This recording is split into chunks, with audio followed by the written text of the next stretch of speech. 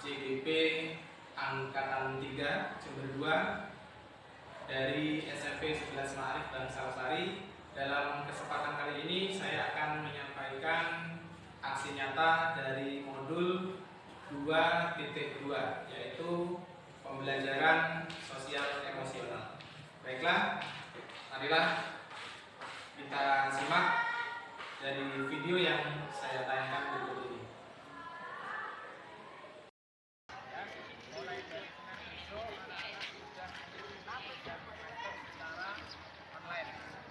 Sudah diumumkan oleh wali kelasnya, sudah ditempel,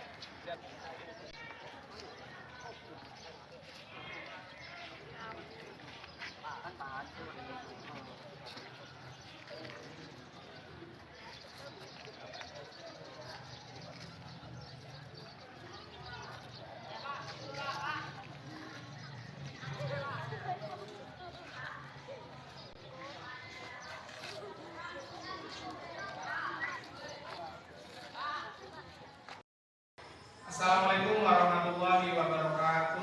Waalaikumsalam warahmatullahi wabarakatuh. Anak-anak, sebelum kita memulai pelajaran hari ini, marilah kita berdoa bersama dulu. Ada yang mau memimpin doa? Silakan. Silakan.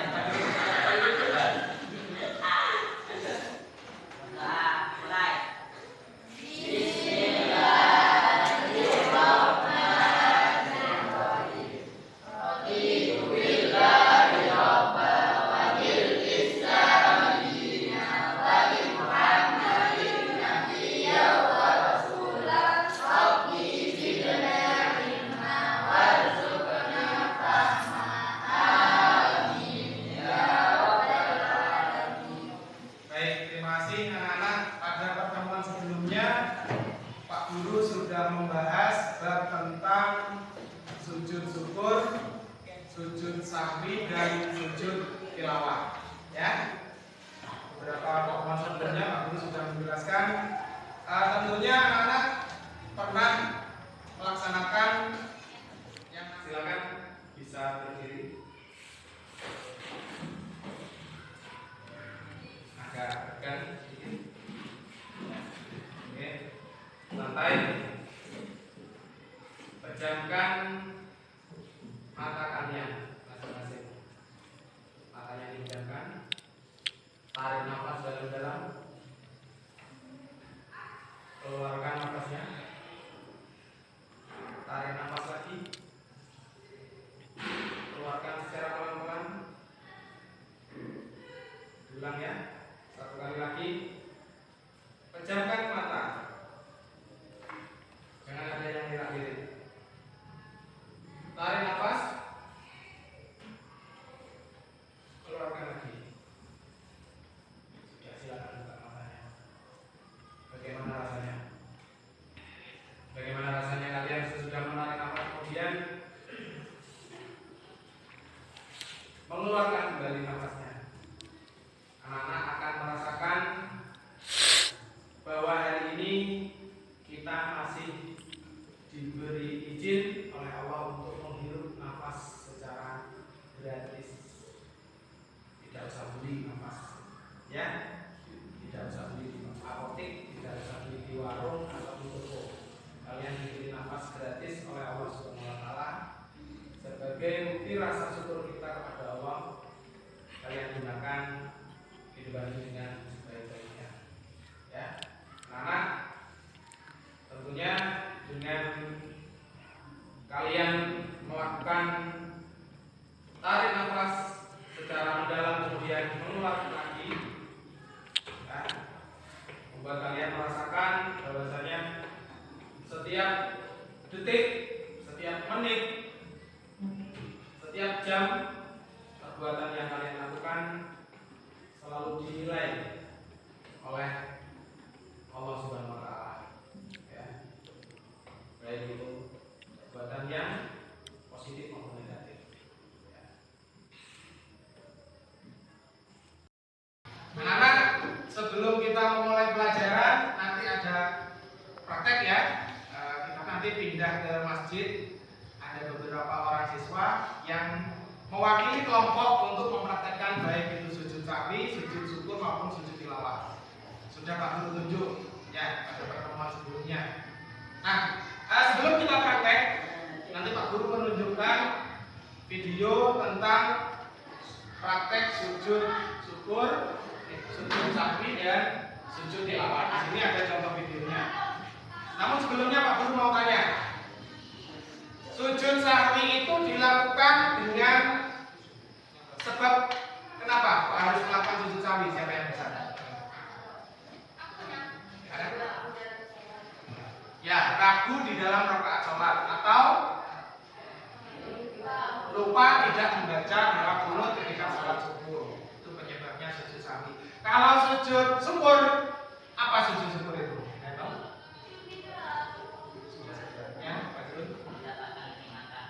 Ya, ketika seseorang mendapatkan anugerah atau kenikmatan dari Allah Subhanahu wa taala sebagai bukti rasa syukur atau terhindar dari mara bahaya. Ya.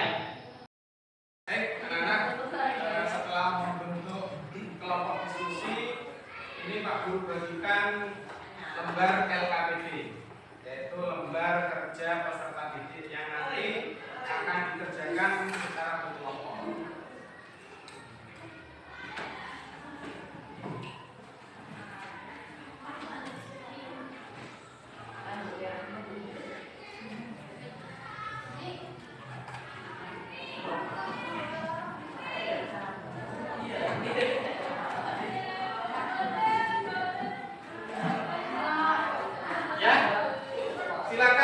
Lembar LKPD tersebut ada pertanyaan yang harus anak jawab.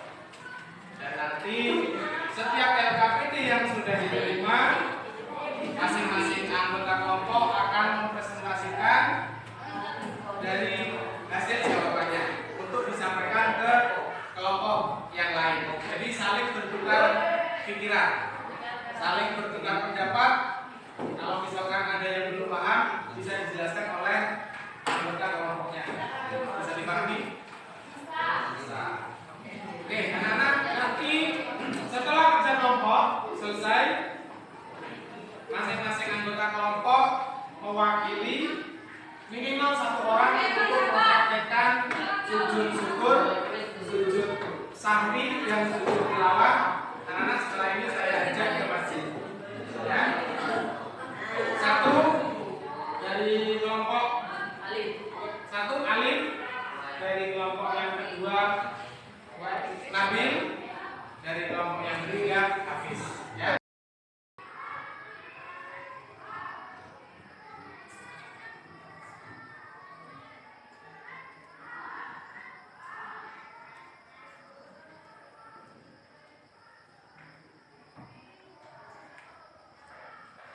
Suasana kelas hening, sunyi dan sepi tanpa suara. Ya,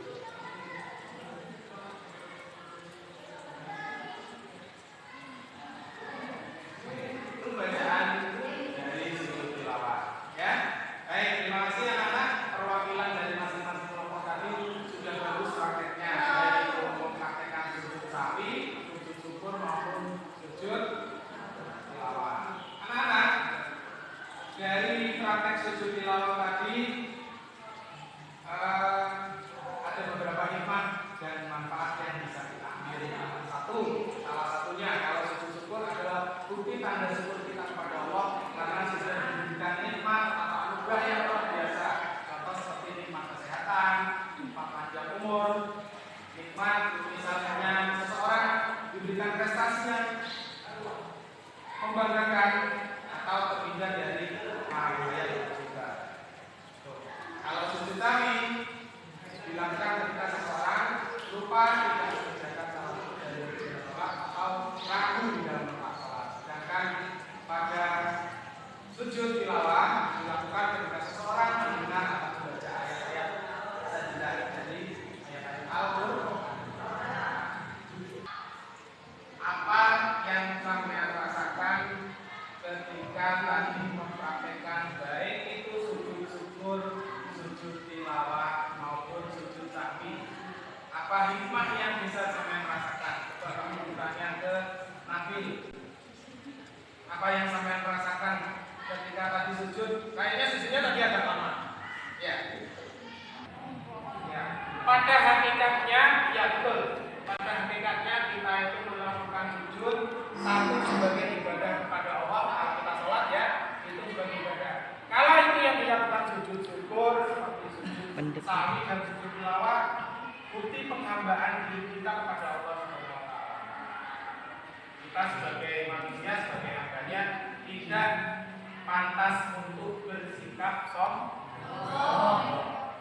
Ya kan? Bukti rasa tunduk kita kepada Allah Subhanahu wa taala supaya kita menghindari yang namanya sifat takabur atau sombong. Itu yang pertama. Yang kedua, tahu hakikat kita sebagai manusia. Oh, kita sebagai manusia itu tidak ada apa-apanya di hadapan Allah Subhanahu wa taala. Kita hanya makhluk yang diciptakan dari tanah. Ya, menyadari hakikat sendiri. Karena dari mana asalnya? Tercipta oleh Allah, diciptakan dari tanah. Suatu saat kita akan kembali lagi ke tanah. Ya, baik, anak-anak, untuk materi bab tentang sujud syukur, sujud tilawah dan sujud sahwi saya cukupkan sampai di sini.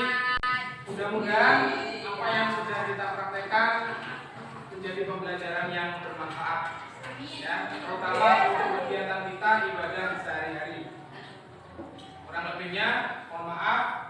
Terima kasih. Assalamualaikum warahmatullahi wabarakatuh. Pada awalnya saya mempelajari modul 2.2, yaitu tentang pembelajaran sosial dan emosional. Ini adalah sesuatu yang asing ya bagi saya. Bagaimana cara saya menerapkan PSE ini di kelas bersama anak-anak. Tapi setelah saya mempelajari dan membuka LMS, alhamdulillah sedikit demi sedikit saya paham. Dan oh ternyata alur atau tujuan yang diinginkan dalam pembelajaran sosial emosional seperti ini. Nah, dalam praktisnya pembelajaran sosial emosional ini bagaimana caranya kita bisa membawa emosi atau energi positif anak-anak kita juga diterima oleh mereka. Jadi bagaimana cara menciptakan pembelajaran yang menyenangkan, kita bisa diterima di dalam kelas dan anak-anak bisa menerima kehadiran kita. Akhirnya dengan adanya emosional, hubungan yang positif antara guru dan murid, pembelajaran itu dengan mudah bisa diterima oleh mereka. Dan kita juga sekaligus dalam proses pembelajaran itu bisa mengakomodir semua kebutuhan siswa, mulai dari mereka yang punya gaya belajar kinestetik, audio maupun visual. Nah, pembelajaran sosial emosional ini menurut saya tidak hanya sekedar peran guru itu transfer pengetahuan atau transfer informasi, tapi lebih berorientasi kepada kita bisa mentransfer nilai dan hakikat yang terkandung di dalam materi yang sedang kita ajarkan kepada murid. Jadi dalam prosesnya pembelajaran sosial dan emosional itu adalah lebih berproses kepada bagaimana cara murid untuk bisa mengembangkan nilai sikap yang diperlukan sehingga mereka dapat memperoleh kompetensi sosial dan emosionalnya sebagai modal bagi murid atau peserta didik untuk menyiapkan dirinya bisa berinteraksi dengan dirinya, orang lain, dan lingkungan di sekitarnya. Demikian video aksi nyata pembelajaran sosial dan emosional dan refleksi yang bisa kami sampaikan. Semoga menjadi inspirasi dan bermanfaat. Terima kasih. Ihdinas siratal mustaqim. Wassalamualaikum warahmatullahi wabarakatuh.